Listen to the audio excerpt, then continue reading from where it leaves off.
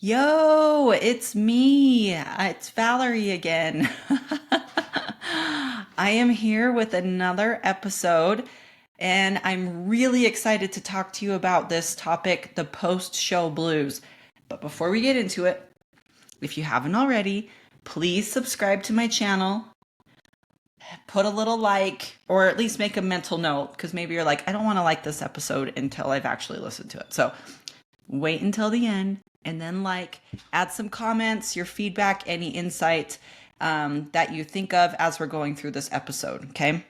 um, so today's topic is post show blues, and I'm saying post show blues, but what I found as I was doing some research on this the last couple of weeks is that this type of come down after an experience or an event or a show it's common among all sorts of different things. So as a competitor, I'm speaking to us athletes, and it's going to be more along those lines. But perhaps if you're listening as somebody who doesn't compete, doesn't ever want to compete, you might have experienced this post show blues, or kind of this kind of depression or emptiness after some sort of big event. Like maybe you ran marathons.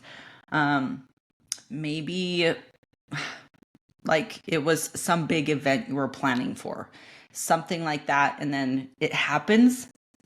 And then it's like, what happens after it's over? Because you've been working and planning for this big thing for such a long time. And then the day or the moment comes, and then it's done. Right. So in this episode, I want to define what post-show blues is. Want to talk about what are some symptoms, like what it feels like, why it might be happening, when it's more than just the blues, and some strategies as well. And then some maybe like ways that you can prepare yourself for this possible kind of emptiness that you might experience after achieving such a big goal. And like I said, I'm going to speak in the context as a competitor. So if you're a bikini competitor, fit model competitor, any sort of competitor, you get up on stage, you work really hard, right?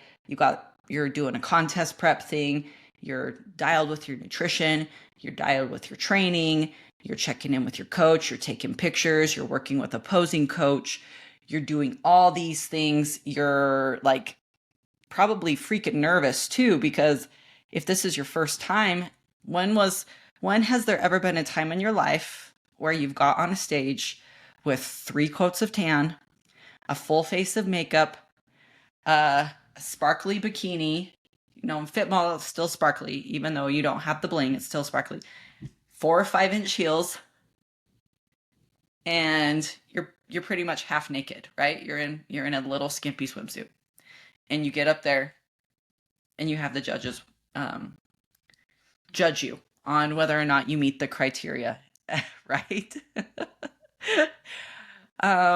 Pretty sure that's probably never happened unless you're a repeat competitor.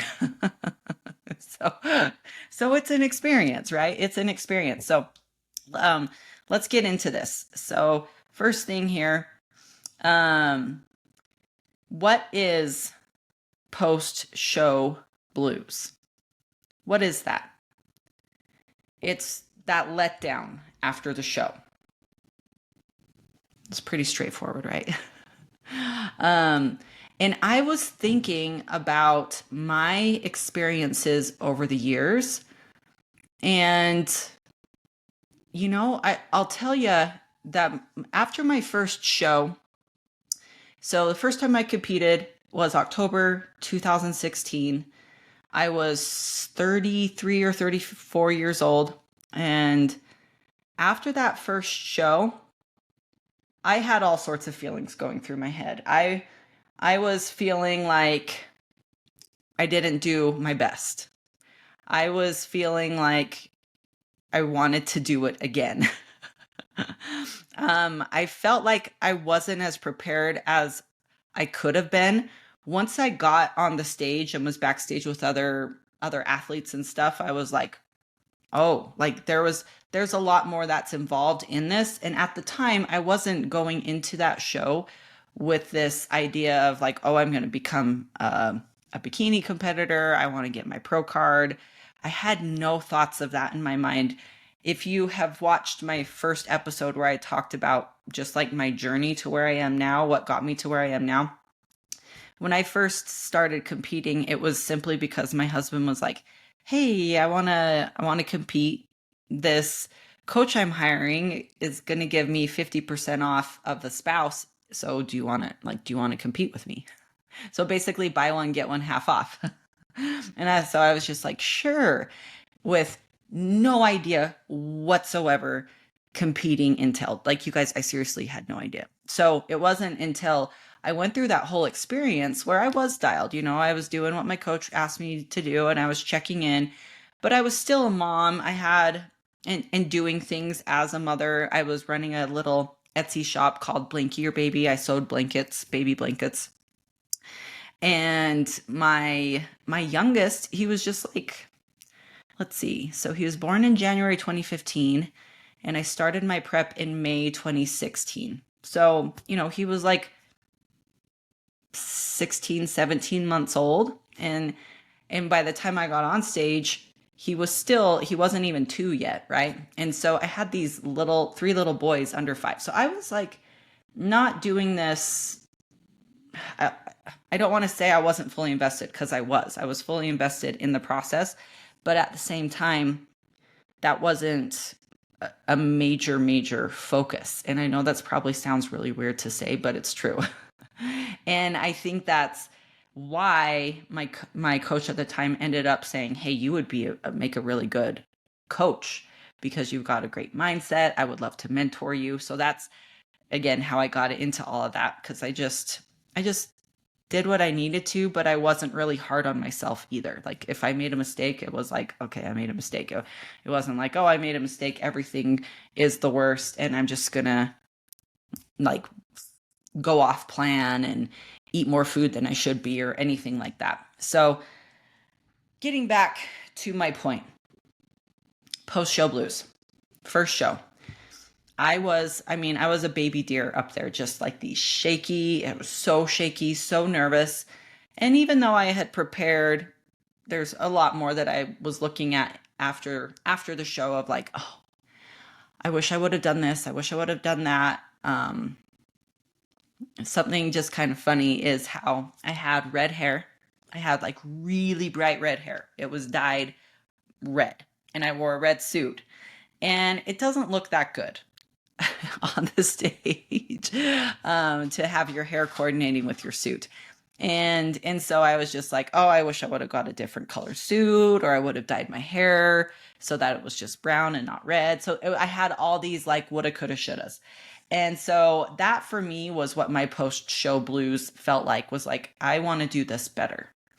And it was my motivation for me to continue to push myself, to overcome these fears, these limiting beliefs I'd had about who I was and my capabilities. And I wanted to prove myself wrong.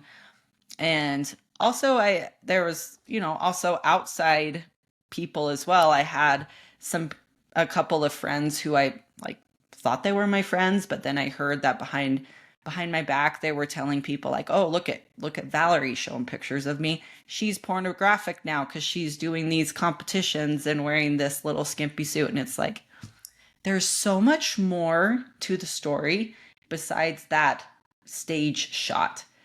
That ability to, like I said, overcome limiting beliefs, to challenge yourself, to put yourself, like get out of your comfort zone. And not only that, even the process over the years has been that ability to be able to sculpt my physique. And like knowing what like grows from a genetic perspective and what doesn't grow from a genetic perspective. And I have to work even harder to build, which is my glutes. The glutes, the never ending glutes. But like the sculpting, and then being able to showcase my hard work on the stage. Like my body is my art in a certain sense. And I think that's a super cool thing about this. So, just having these friends that are saying these things behind my back, who are clearly, you guys, they're not my friends anymore. My mom went in, I was crying one day, and my mom went into my phone and deleted their numbers out of my phone. She was like, you can't talk to them anymore. And here's the thing, I've known them since high school. So like, even to this day, I still have their phone numbers memorized. But just that act of my mom saying no more was that cutoff for me. And just continuing to do these things. So getting back once more, I keep going off track here, but getting back to post show blues. So for me, that was what I felt initially, was just this, like, I wish I would have done that. I could have done this better. I want to place better. Like, that's a big thing that I think a lot of competitors want to do, is they want to place better. They wish that they did place better. They think, if I wouldn't have stumbled on my transition, would that have made the biggest difference? Could I have moved up a spot or two? There's all these thoughts that come into your mind with that post show experience. Another symptom, and I was just talking to, she's a bikini pro, and this was her first year competing. And I was asking her how she was doing, because she just finished up her season, and she said, I feel empty, but I know that I need to go on to this chapter of taking time off from the stage and focusing on my weaknesses to build them up for next time I compete. And I thought that was very insightful too, this feeling of like emptiness. And when you take a minute to step back and think about it, it does make sense, because of all the reasons that I was just talking about. Like, you are dedicated to the process. You're perhaps doing like AM and PM cardio. You're wanting to make sure that you're hitting your calorie targets or your macro targets. You've got the follow through with your posing coach. You're practicing your posing, because posing's a big part. It's just, there's a lot to it. And so when it all comes to an end, and no matter what, it's a pretty abrupt end. It's like, you do a show, maybe you've done 2 shows that season, maybe you've only done 1, maybe you've done 7. It doesn't matter how many you've done, but it's like, you do one and then it's over. Like, literally the next day you wake up, you've got like leftover tan, it starts to be flaky. You're like in the best shape, like from a physical perspective, probably not internally, from like a health, like an internal health perspective, like with hormones and stuff, but you look incredible for the most part. A lot of people get Skeletor face and things, but and then you have to go through that process of getting to a healthy body fat level, losing the vascularity, filling out your clothes a little bit more, because you need to have body fat, right? And so it's this emptiness. Another symptom, it could be like loss of purpose, because you're so focused. What's next? Yes, that's another one, right? Of like, okay, now this is over. What do I do next? And so you start to get a little bit like, you kind of freaked out. And it doesn't have to be like that. Like, none of these things have to happen, right? It's just, and it's not bad if they do. It's part of being human. It's part of human nature to experience good and bad things, and to even do things that are challenging, and afterward kind of be left feeling these things. And so it's not to say that if you feel them, that you've done something wrong, or your coach has done something wrong. Nothing like that. I do think that coaches, and there are coaches out there that like, I do this with my clients, is I prepare them for what's next. And it's not only with contest prep, it's with my lifestyle clients as well. Like, when we finish a fat loss phase, I'm preparing them for what's to come, because we often get these like unrealistic expectations that we should be maintaining at that leanest amount of weight loss, of whatever, where we finished our fat loss or our contest prep. And so then we start to freak out when the scale comes up. So if you can be coached through that, and your coach can prep you for like, hey, the scale is probably going to come up, you're going to be eating more food, like these type of things are going to happen, then that's going to give you a, like, you're going to be better prepared, but it doesn't mean that you're not going to experience any of these things to a certain extent. Another symptom of this, like nostalgia. And so, I mean, you see competitors, I do it myself too. Like you post pictures of like, oh, last time I was on stage, this is what I looked like. Like, I can't wait to do it again. Cause it's fun, but and then like when you're in it and then you're being challenged beyond what you think you can do, and you're getting to these lean levels of body fat, you're sometimes questioning yourself, like, why am I doing this again? And it reminds me of pregnancy. For those of you who have been pregnant, and then, like, bless your hearts if pregnancy was super easy for you. It was never easy for me. It was very hard. I didn't ever get like any nausea, or I wasn't ever throwing up or anything like that, but it was just like exhausting. I was exhausted, and I was slow moving. If I had to bend over and grab something, if I dropped it, it's like I would get lightheaded in my third trimester. It was just like exhausting. And then having the baby, that's like so fun because you have this newborn, but I would go through this period of postpartum depression and recovery from having the baby, like all these things, right? But then after you're done, you look back and you're like, oh, I want to do it. I want to do that again. Right? You're like, I want to put myself through hell again because I love the outcome. And it's like, I wouldn't change the world for my 3 kids whatsoever. Like, I love my boys. I love my family so much. But it is like when you're in the moment, you're like, this sucks. And then when it's over, all you can remember is the good stuff. It's like you don't remember the things when it was really hard or whatever, right? So it's kind of the same thing where you look back at these pictures and you're like, oh, like, I want to do that again. That looks like so much fun. I can't wait to do it. Another, like, so we're talking about emotional symptoms here, but a physical symptom is like your body could be exhausted. You put all this mental energy, all this physical energy, while doing this, you're in a deficit. And so at the end of it, it's like, if you haven't prepped yourself and periodized training and taken recovery and diet breaks as necessary, your body can definitely be exhausted. Now, even if you got periodized training, you're taking diet breaks, you're taking, breaks as you need to with your programming and stuff like that, you still might feel a little burned out.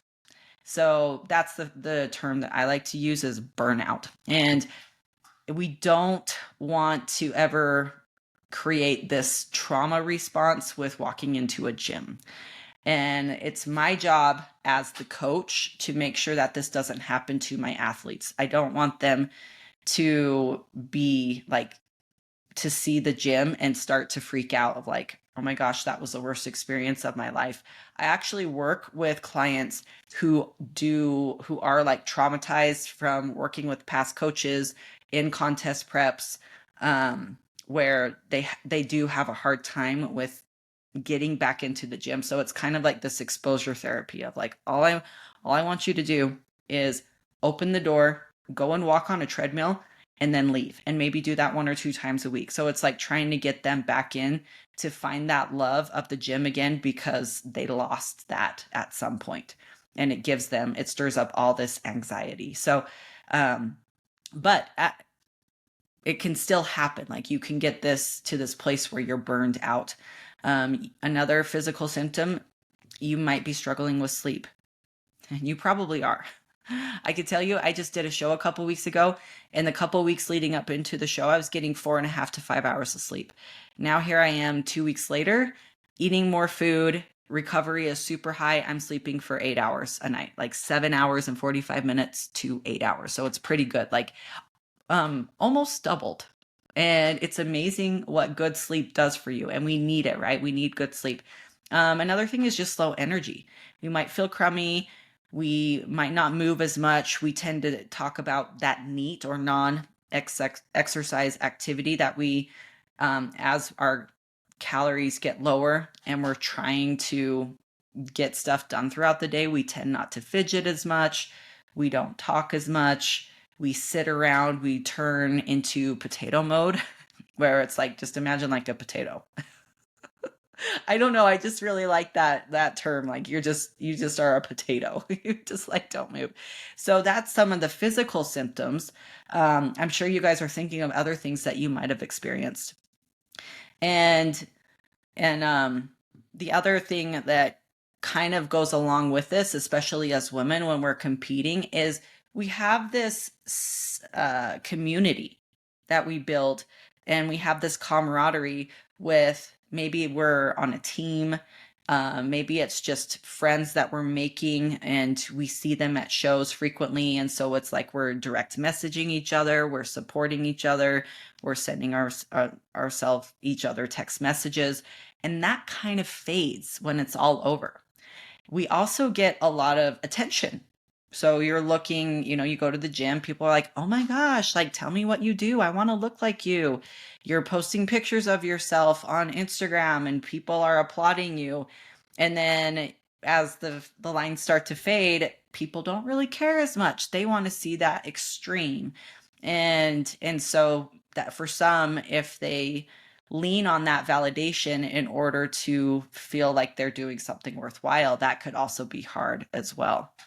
And then the other thing is imposter feelings. Like, was I even good enough?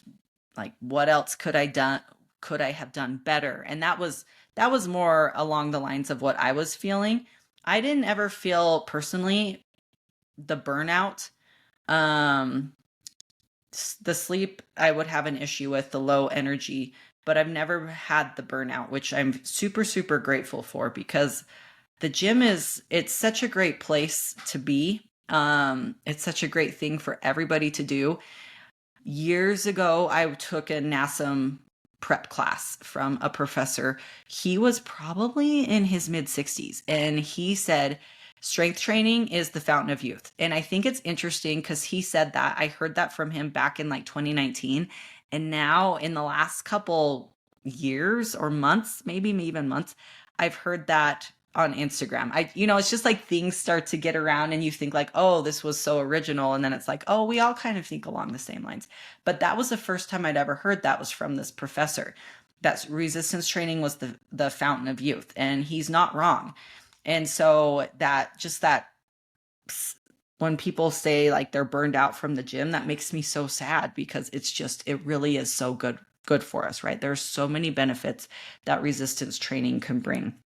And so for me, and then also what I do for my athletes is after a show, like after a season is over too. So after a show, after a season, it's like we take a week or two or even more, kind of depends. Like we got to take it on a week to week basis, depending on how you're doing.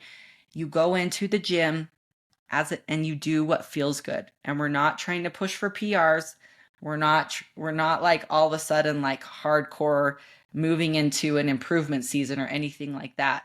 We're taking time just to have fun. That's it. You go in there and have fun. Do you have to spend 45 minutes there? No, you could just do a couple things. Do you like, you could spend longer than 45 minutes too. Like, do what you wanna and relax about it. Like, just chill out. Because that's going to create sustainability in the long run, is if you have those moments to just enjoy. And then it's also an opportunity to be reflective of like, hey, maybe I want to pull back my training. Maybe I'm training 4 days a week. Maybe I'm going to go down to 3. Maybe I want to incorporate some other type of athleticism into my weekly routine. Maybe I'm going to do some Peloton rides. Maybe I like I have a client, like her husband got her a bike, not an e-bike, just like a road bike. And so she's out there riding her bike around the neighborhood and stuff like that. So finding ways to do your best to avoid the burnout thing, because I think the burnout is huge for competitors. And that's where they become resentful and they say, like, it was a bad experience, because it is an extreme sport. It is absolutely extreme. And you really are so dialed and focused in and seeing the changes. And sometimes it's coming down to like you're seeing changes on a week to week basis, which is so exciting. And you don't see that when you've got a long-term goal of health and main gaining, where you're like hanging out at maintenance, applying effort and working on building muscle, right? So there's some of the symptoms, some emotional, some physical, some different ways that we like think about things. And for some, like I was saying, if you're not prepared, if a coach didn't really prepare you for the post show experience, you don't have like a certain protocol that you're supposed to do after the show or anything like that, then it could be like a major letdown. You could feel really crummy. Not only that, but if you have a coach that hasn't done good things when it comes to nutrition, maybe they've kept you on a very strict meal plan where you're eating like the same 6 foods every single day, and you're doing this for months on end, you may have a jacked up gut, and anything that you eat is causing bloat, causing discomfort. Maybe you're constipated, maybe it's severe diarrhea that's going on, like, and so that makes it horrible as well. The other thing that could come with that is if your coach hasn't been giving you diet breaks, if there hasn't been any refeeds, then no matter what, even with diet breaks and refeeds, your leptin and ghrelin hormones, which are your hunger and fullness hormones that tell you when you're full or tell you when like you should be eating, like those are going to be messed up. And for some, it's not as extreme as others, but especially if you've just been pushed for months and months and months on end without a diet break at all, you're going to be extremely hungry. And perhaps you're eating at a decent amount of calories, like a perceived maintenance range of calories, but you're still going to be hungry. You just are for a little bit. And so that could be really hard too, because you're like, I'm eating a sufficient amount of calories here, but I'm starving, and all I'm doing is thinking about food. Like, what's wrong with me? And there's an opportunity for a lot of athletes after a show to overeat and eat so much food that they end up putting on quite a bit of weight and body fat really quickly, which can send you into a true depression, to take you out of the post-show blues into a depression. So there's these things to be like careful of and cautious of as you go through that post-show experience.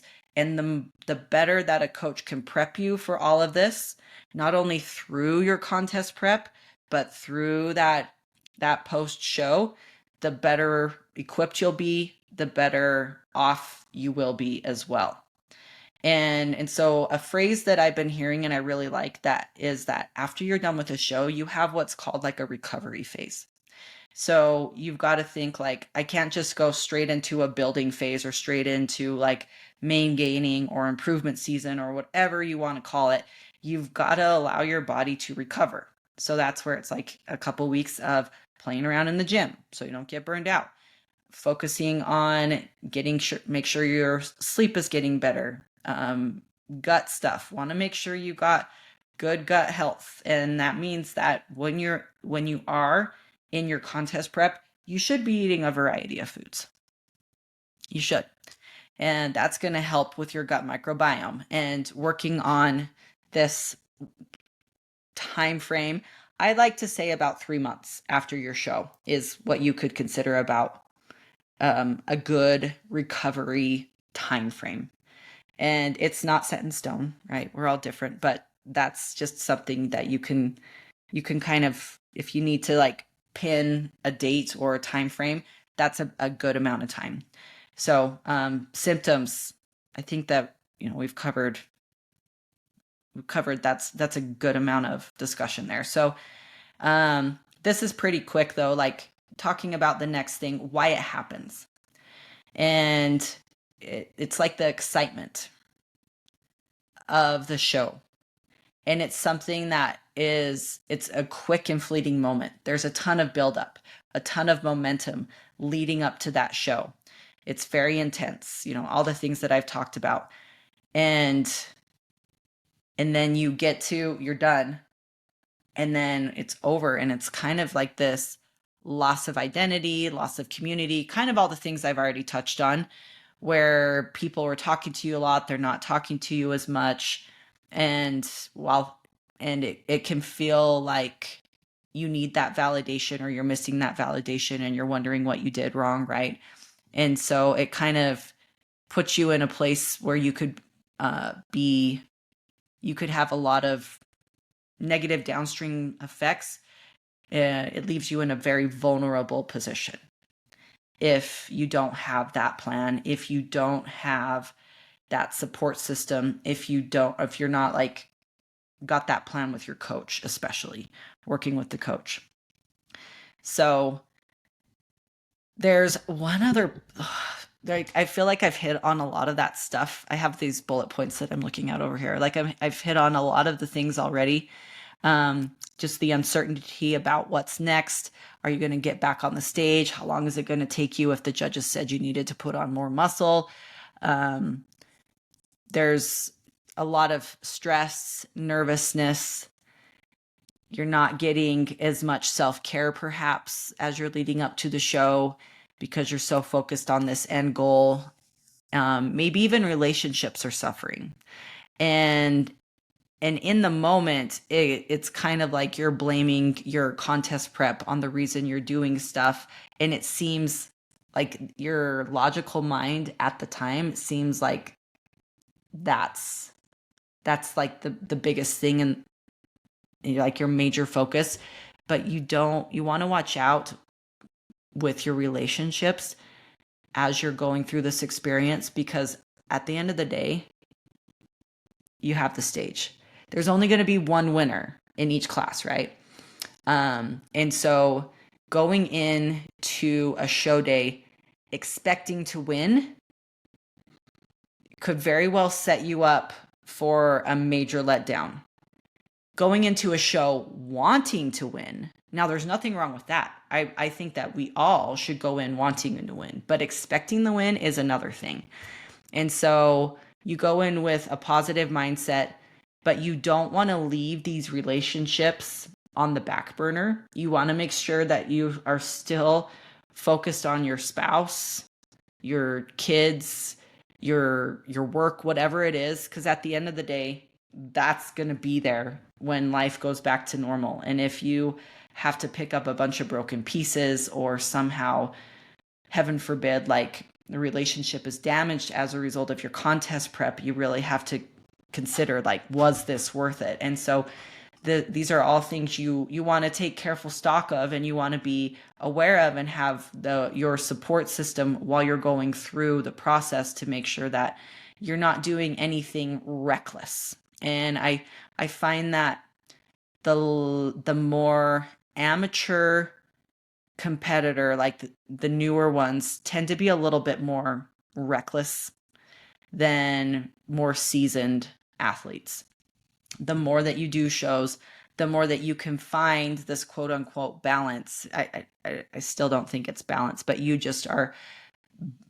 can do better at being able to navigate and manage those, and can call yourself out too if you're starting to get hangry, where you're hungry and angry at the same time, to be able to calm your mind. It really is, even though it's such a physical experience going through a contest prep, it's even more so of a mental experience, because we can really push ourselves to unbelievable heights. And at the end of the day, it comes to our mindset, and if we can allow ourselves to go there. So that's one of the first things I said when I started this episode, was just being able to challenge my limiting beliefs and push those has been like one of the most confidence building things that I've been able to do over the years as a result of competing. And it's not just getting up on the stage. I've competed 19 times now, like been to 19 shows. It's not about that actual stage experience, but it's about confidence in other aspects of my life too. So that's another, our relationships is something we need to watch out for and be mindful of as we go through this. And the last thing about the post, about like why it happens, like why we experience post show blues, is because we expect to be perfect. I'm like trying to think of another way to phrase that. But, and it's something I've been talking a lot about lately with clients, and even just with my like Instagram content, is this concept of perfection where I will see people like, I'm hitting my macros, I'm getting all zeros at the end of the day. And having this perfectionist mindset, I think, can be very damaging in the long run. And that's where the burnout happens.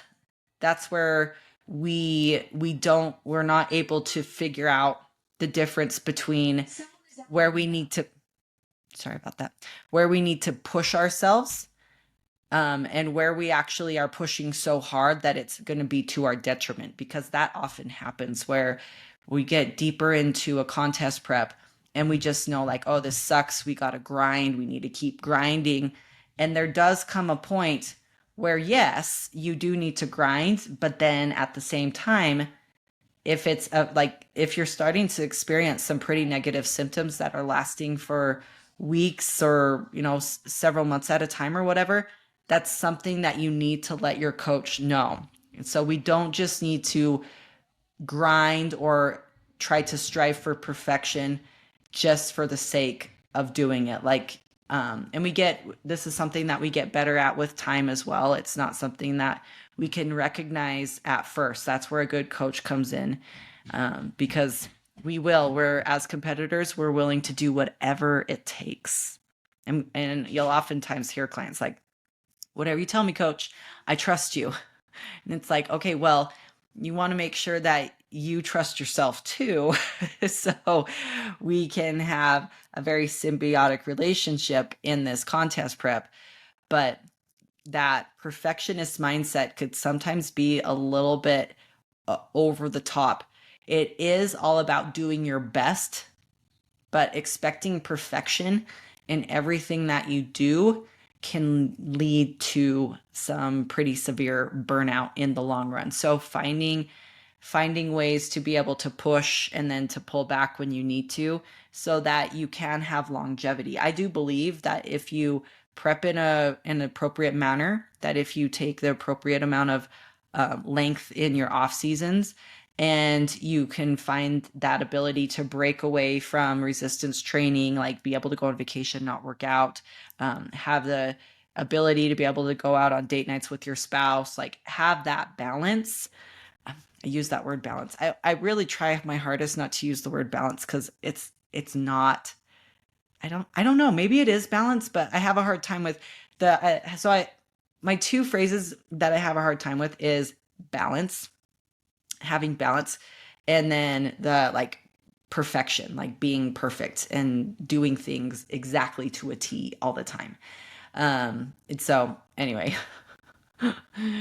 neither here nor there, but just some things to think about, and just your approach of like, how do you stay in this process as, for the long haul? Like, what are things that you've done that have provided longevity in this sport that haven't sacrificed your hormone health or your mental health or your relationships? Like, how to find the times when to push and when to pull. So I want to hit on balance really quick though. And I think that the best analogy I've heard was somebody talking about, like, in our lives, we have all sorts of different areas that we're working on. Like, we have our works, we have our relationships, we have our personal stuff, we have our kids, we have external things if we're like in the community. So there's all these different things that we're working on, but we can't necessarily balance them all.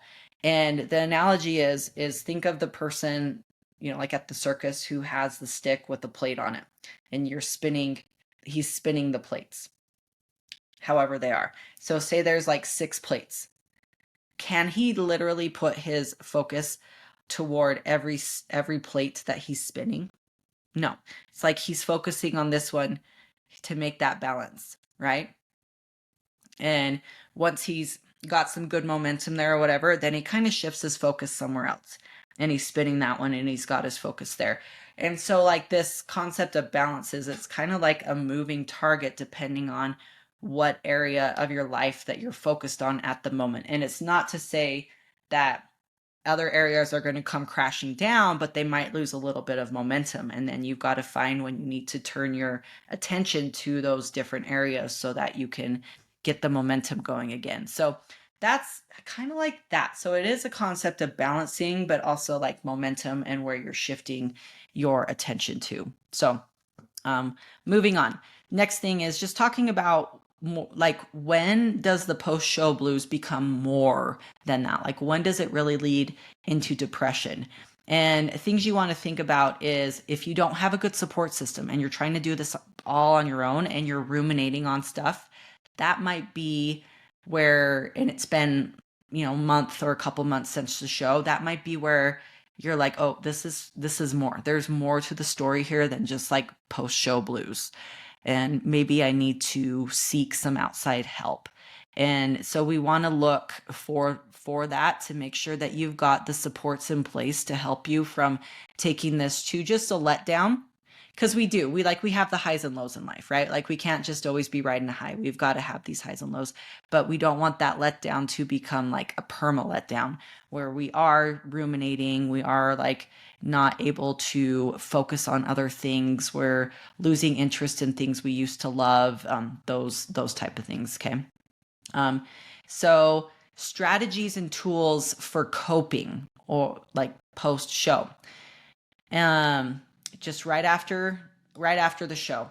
And I've already hit on these. I've already alluded to them, but just real quick again, right after the show, it's like you want to be able to have a plan. So good coach will have a plan in place for you, but then you're going into the gym and you're taking it easy. You're relaxing. We're not pushing for PRs. We're not like trying to just switch gears immediately and go right into it. We're getting back into things slowly. It's important to acknowledge that you're feeling empty inside, or that you're kind of like, oh, I wish I would have done this. I wish I would have done that. Like, it's okay to do that. There's nothing wrong with acknowledging the things where you feel like you fell short. I was reading, it was a post from Brad Stulberg, I think that's his last name, and he was talking about this 48-hour window to either be excited about your wins, or 48 hours to grieve about your failures. You give yourself, and I don't know if 48 hours have any significance, but it's like you give yourself a little bit of time to celebrate the win, or you give yourself a little bit of time to learn from your failures, figure out what you can do to improve next time, and then you take action. You move forward from that. So it is very important to acknowledge, but then to move forward. Another really good helpful thing is to debrief. So you have a call with your coach. That's going to be the biggest thing. It's like, okay, what was what was good from this contest prep?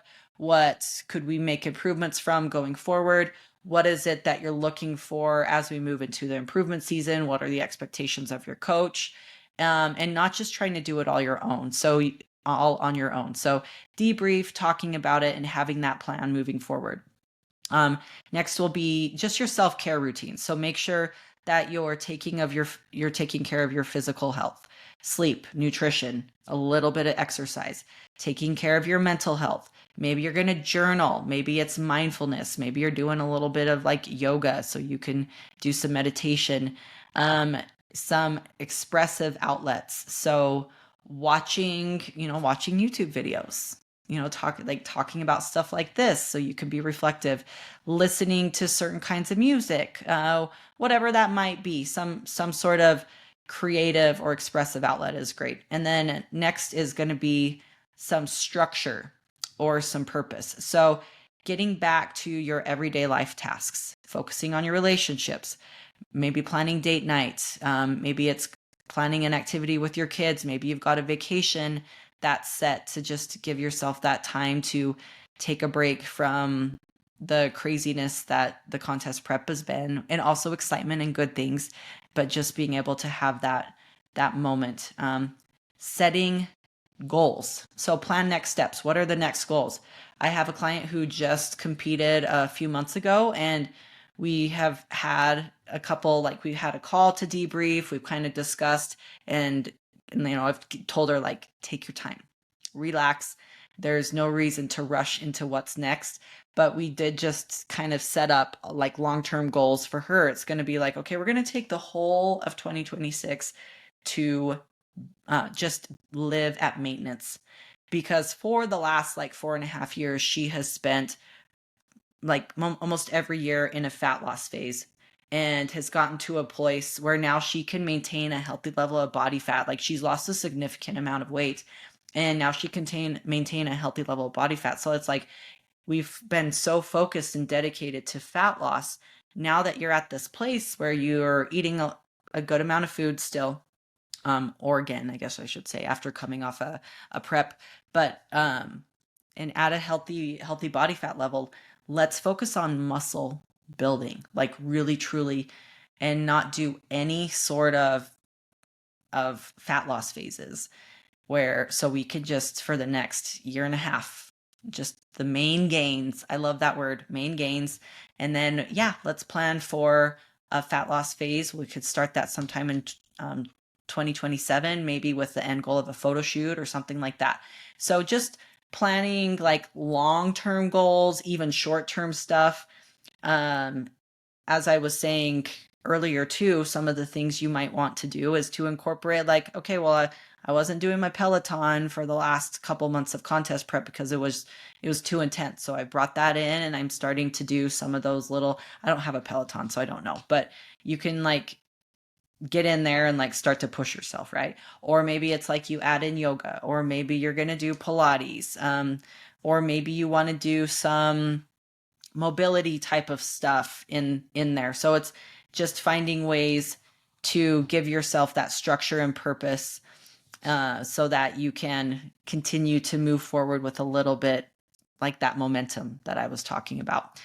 A social support. So coach post-show is huge for that support that you need. Your spouse, people who not necessarily have been through what you just did, but are there to listen to you and validate your feelings. And then keeping friendships with some of the people that you've made friends with over the time that you were in contest prep, even if they're not local. I do find that this women's really love community. Us women, we love community. And so having those connections, getting onto like a Zoom call with your girlfriend, that some of your friends that you've made as a result of competing, FaceTime, if you FaceTime with them, just have that support. And then I love this last one here, long-term resilience building. So recognize patterns from past shows to anticipate what helps you and what doesn't. So this is part of that whole debrief, like maybe talking with your coach of like, and also giving yourself a few months. So maybe after your recovery phase, where you have more opportunity to really take a step back and be even more reflective than when it's just like right after the show is over, you can see like, okay, when it got really, really hard, when I binged, like, here's some things I could do. Maybe I should have told you that I told coach sooner.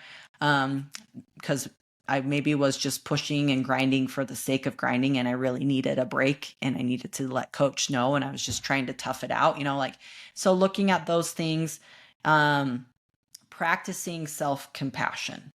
That's huge. Practicing self-compassion, and then making sure you've got recovery. So recovery is going to be very, very critical as well. So I hope that some of those things I talked about, maybe you have experienced them yourself. Maybe you've had your own experiences that are a little bit different than what I've shared. And I would love for you to put in the notes your experiences you've had. Maybe you're a first-time competitor and this is the first time you've heard about it. And if that's the case, like start developing a plan, talk to your coach about what you can do after the show. Like, what is that plan going to look like for you so that you can enter the post show with as much success as possible while still recognizing that it's okay to have those feelings of like, we like the imposter syndrome. Like, should I have even done this? Like, was I even good enough? Like, but not sticking there. We don't want to ruminate. We want to like have the moment. What can we learn? If we're going to continue doing this sport, next time we do this, what can we do so we can be a little bit better? Not perfect. A little bit better, because every time we step on stage, we improve in some way or fashion, right? So lots of opportunities for growth, and I cannot wait to hear what you guys have to share. That's all I've got done here. If you enjoyed this topic, this content, go ahead and make sure to subscribe to my channel, and looking forward to talking to you in the next episode.